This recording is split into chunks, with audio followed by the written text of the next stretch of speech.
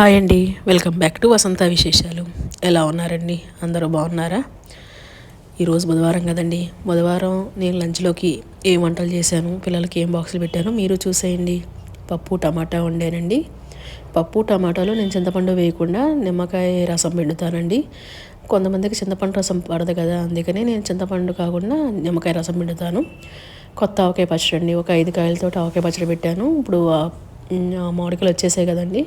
ఇది ఒక 20 days దాకా నిల్వ ఉండే పచ్చడి మాత్రమే. ఆమ్లెట్, వైట్ రైస్ అండి.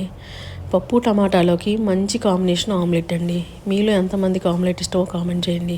పప్పు ఉంటే మా అబ్బాయికి ఆమ్లెట్ కంపల్సరీ అనమాట. నేనైతే చక్కగా పప్పు, ఆవకాయ పచ్చడి, నెయ్యి దండిగా వేసుకుని తింటే చాలా బాగుంటుంది. నాకు సాటిస్ఫాక్షన్గా ఉంటుంది.